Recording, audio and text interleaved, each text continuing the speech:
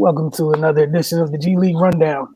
Tonight, just Raymond and myself. So again, Raymond Lyons, Wilson Turpay Jr. This is the G League Rundown.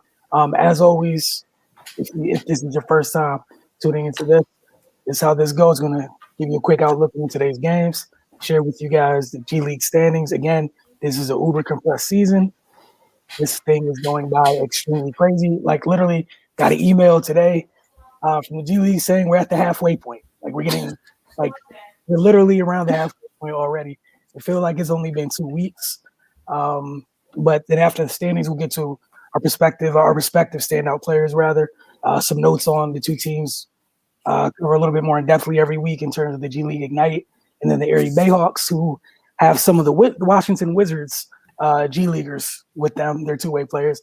And then the last segment is on the verge, just letting you know, literally, as it says, who should be, if your team's going through it, you need to call for a little bit of help, letting you know who should be at the top of that list is what we try to provide here.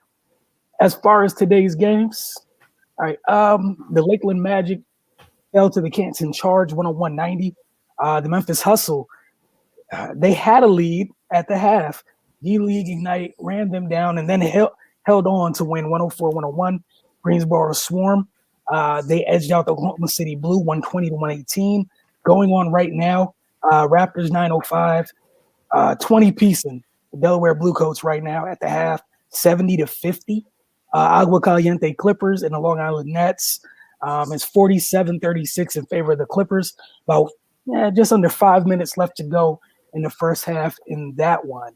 The BAYHAWKS played yesterday. We're going to get to them in just a little bit. Carter mentioned it on the show last night.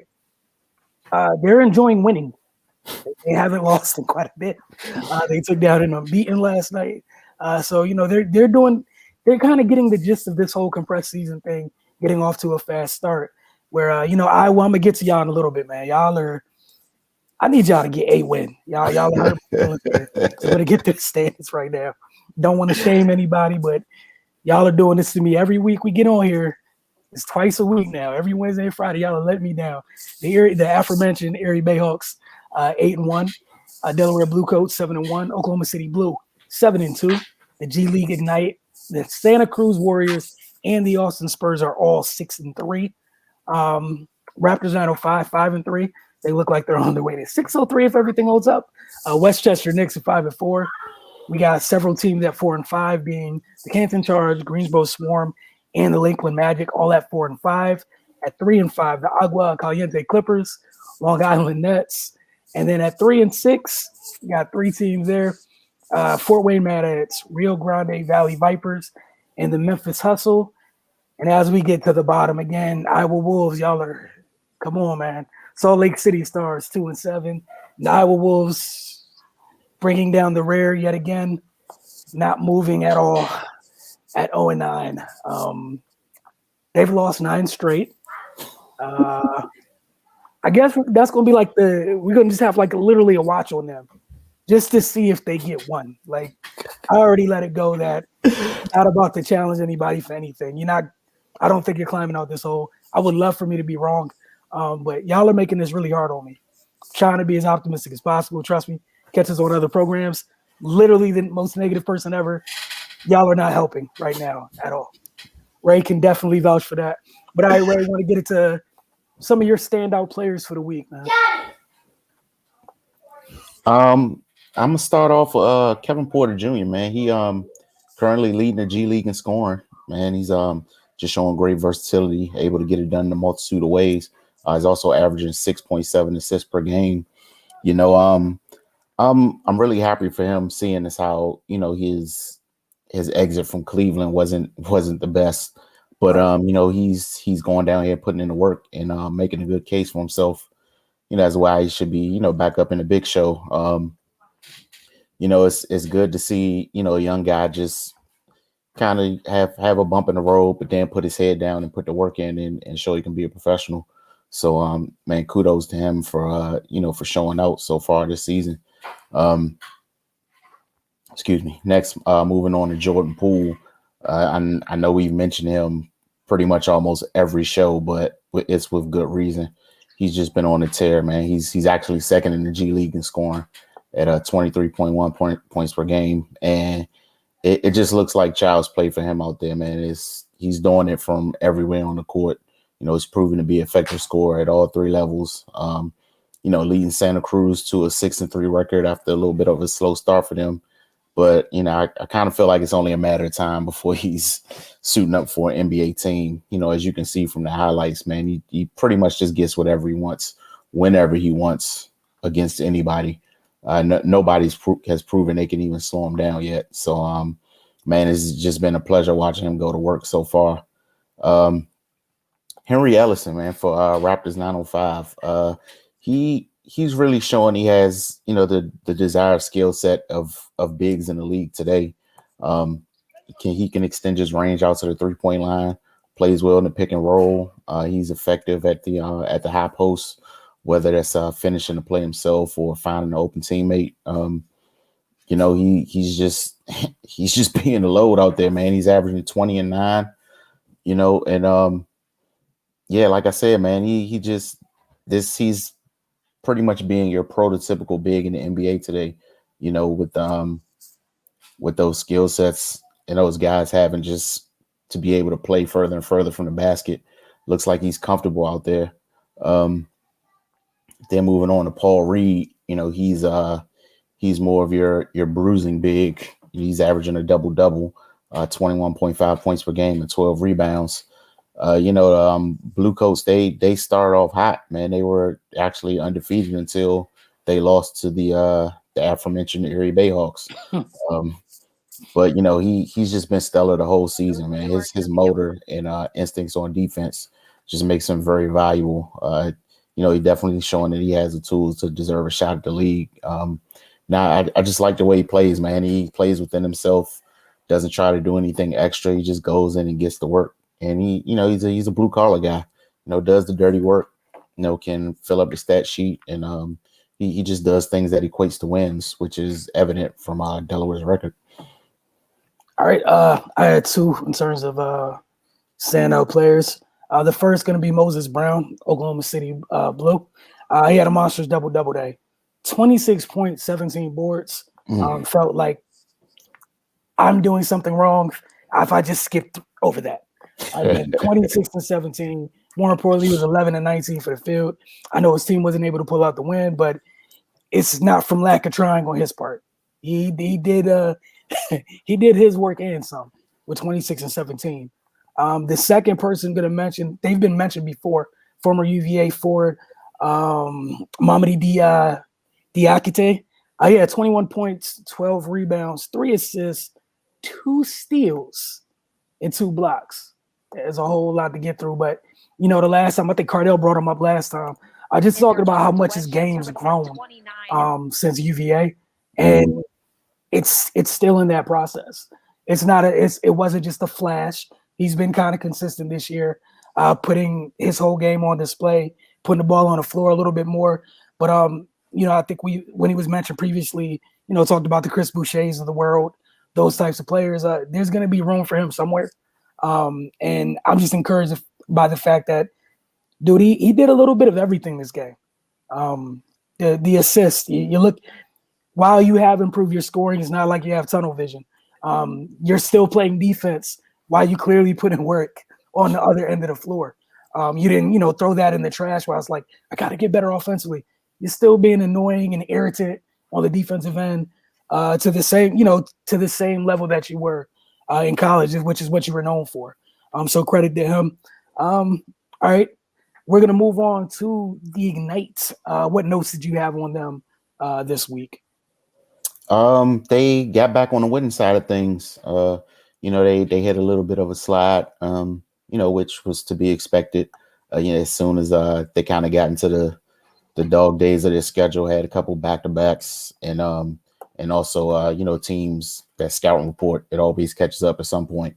So they've had to make a few adjustments, but they had a good win against the Memphis Hustle yesterday. Jonathan Kuminga, he just continues to be the most consistent of the young guys. That he's another one we mentioned pretty much every show. And we'll continue to mention, by the way, let me just throw that in there. Yeah, his the thing I like the most about him is the intangibles. It's obvious he can play or he wouldn't be in this position, but the it's just the effort, the poise and things like that. Like he's another one, why he's wildly talented and skilled. He never really steps outside of himself in his very few times that you find him forcing things. So yeah, man, I think this is he's really making the most out of his time, and he's learning and developing every game. Also, Jared Jack, he got back to his form from the beginning of the season. He was great yesterday. I think he had 22 points. Yeah. So yeah, man, I just think it's good to have him there.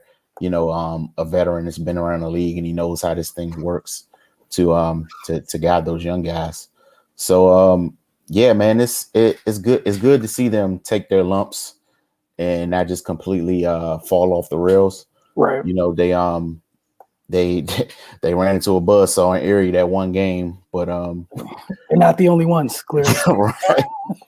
But aside from that, man, they've been pretty consistent with their effort, and they look like they're really starting to find themselves as a basketball team. It's just kind of I'm pretty sure it's kind of a weird thing for them just having to be clustered together and to figure it out on the fly like this. But for young guys, I'm actually impressed with how they're adjusting to the learning curve. Yeah, and not only that, I mean, it's almost the greatest form of on-the-job training, right? You're not going to go through this again where everything's so new and everything's crazy, everything's a shock. Obviously, once you go from G League to the league, things do change. The people you're playing against changes just a little bit. But again, the speed of the game is not going to be as much of a shock as it was to them had you spent a year at college. Right. That transition period is going to be a little bit different. You almost had a year of league coaching. It's there's so many different benefits. I just don't see negatives. But again, for me, to chime in again, Kuminga. Jalen Green's had flashes, but like you said, the kid's been the most consistent. 17 points, 7 rebounds, 5 assists, 2 steals, 2 blocks, 5-11 from the floor, 2 or 3 from deep. That doesn't sound like a kid. Sounds like someone who's been here before and is comfortable. And like you said, the fact that you can't, it seems like you can't really speed the kid up. It's crazy seeing as how young he is. It's a high school kid. Not getting sped up and bothered yet by, just literally going from high school to this level. Again, man, some lucky teams are going to have some fun decisions to make, in a couple months. Depending on how you want to look at luck and just where you end up in the lottery. Right. Okay. But again, it was a big win for them, like you said, lost to the BAYHAWKS and got right back onto the winning side of things. I know they got another game tomorrow.